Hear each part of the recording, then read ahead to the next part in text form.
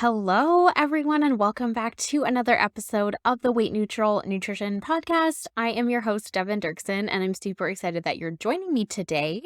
If you are watching on YouTube, make sure you hit that subscribe button. I'd love to have a little bit more subscribers on this channel so that people can find more of the show. And then in a few weeks, I'm also going to be having a really awesome guest who's going to speak to my ADHD friends. And she is going to be telling us all about how nutrition and ADHD can intersect and play a role in the way that you view food and maybe some struggles that you might be having and some tips and tricks for how to overcome that. So I'm super excited for that guest that's coming up. So lots of really awesome content coming up. So hit that subscribe button in YouTube, or if you are listening in your favorite podcast app, make sure you hit subscribe or follow or whatever in your app as well. So let's get on to the show today. Today, I'm talking about a tool that I find really helpful for my clients. I call it a facts and feelings journal. So, this is going to just be a little short episode. I just wanted to give a rundown of these tips because I think that it's a really good place to start if you are struggling with your nutrition. Specifically, if you are having, I would say, low energy or bad workout performance, whether that's like low energy during your workouts, whether you're like not making strength gains, maybe you're not feeling like you can do a long workout. I myself was struggling recently for quite a while with like just low endurance in my workouts. I felt like I couldn't really work out for more than like 30 to 40 minutes at a time.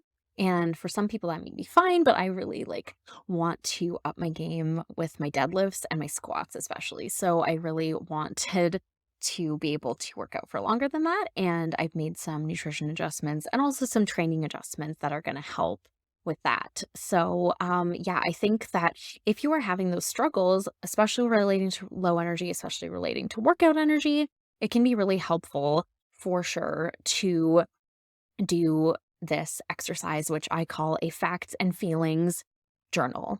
And what it is it's not food tracking, but it is keeping track of your meals and the way that you feel about meals, both emotionally and physically. And as you may know, if you follow me for a while, I mainly help people with disordered eating patterns.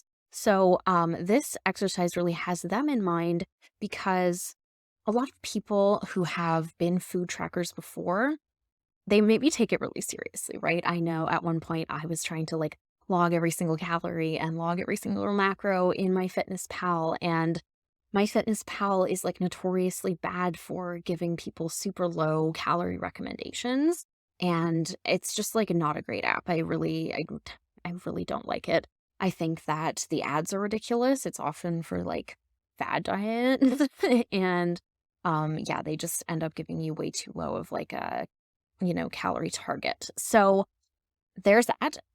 If you must track macros, you should use Chronometer, which I think is a really good app. I believe it's Canadian, and it's great because it tells you your micronutrients as well as your macros. So if you're wondering like, oh, am I eating enough vitamin A? I don't know. You can go in the app and see that information as well on their free plan versus like with MyFitnessPal, I believe you have to pay in order to see any like type of vitamin breakdown. So anyway, that's a little bit of an aside, but this exercise, this facts and feelings journal, is not food tracking.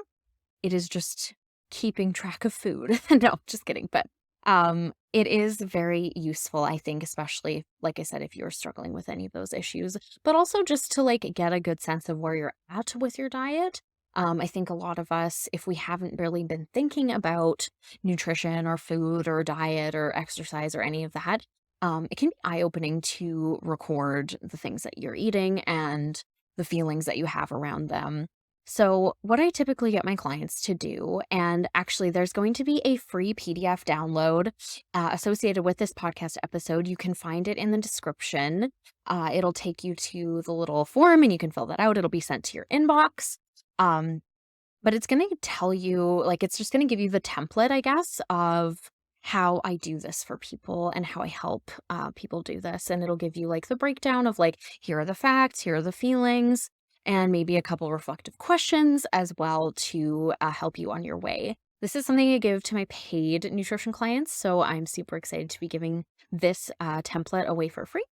If you want to grab it, you can definitely go to the show description and find it. And yeah, I hope you enjoy it if you want to follow along with this episode.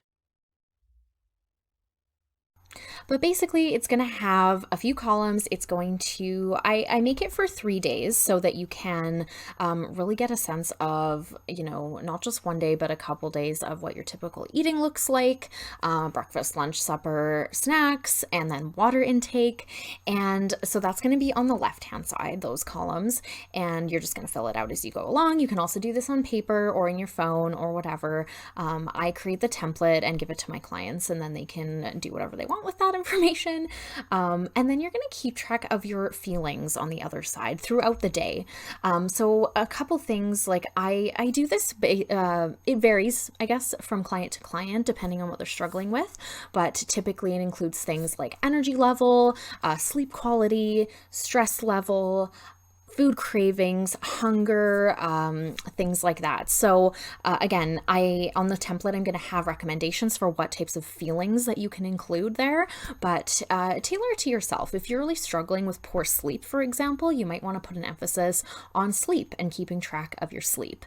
And you may draw from other tools as well to help you with that. I know people have like those wearable, I don't know, sleep trackers or, your Fitbit or whatever. If you have information you can glean from that, you can also maybe include that there as well.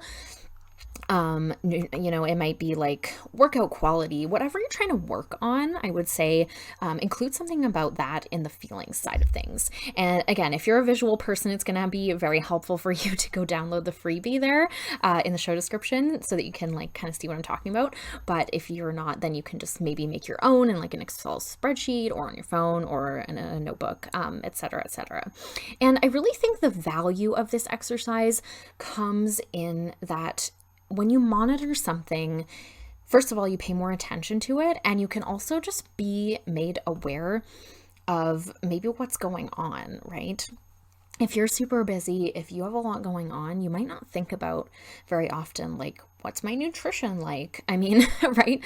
I think about these things because I'm a nutritionist, but if you're not, then it can be really hard to like actively fixate on this stuff. And so I think that's a really good starting place. And I know like when I help my clients through this exercise, it's really helpful for me to see what they're up to because I can usually pinpoint a couple of issues right away. For example, I had a client who was struggling quite a bit with low energy.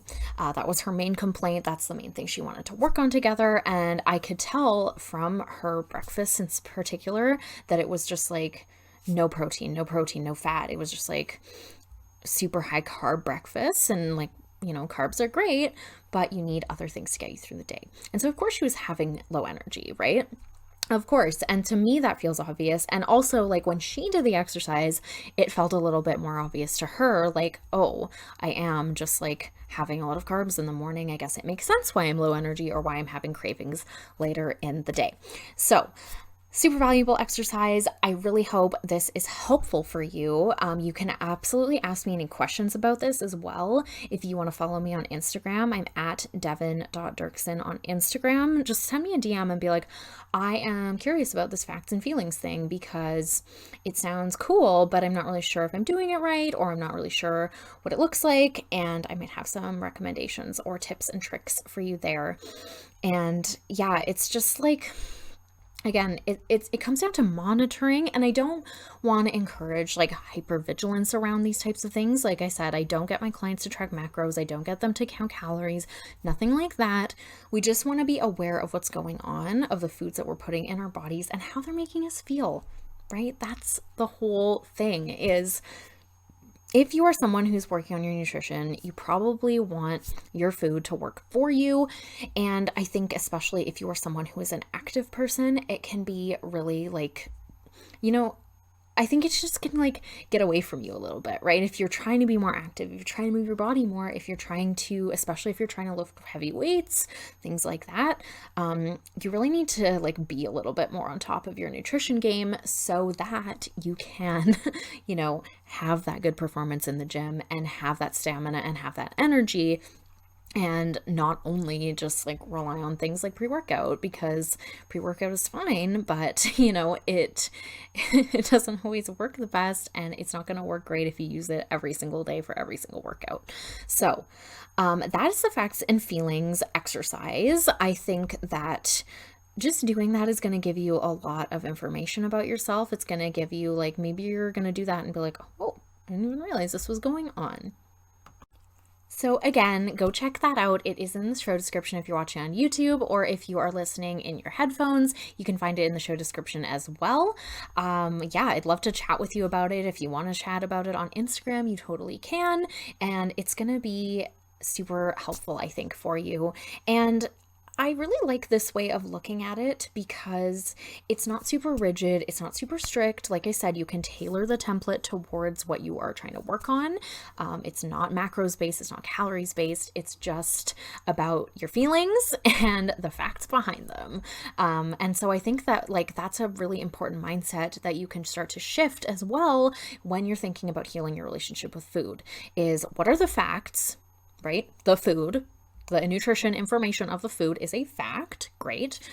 Your feelings about them is where it gets messy, right? That's where it gets difficult. That's where it gets muddled up in like disordered eating and dieting and food obsession and all of these things that we're trying to avoid.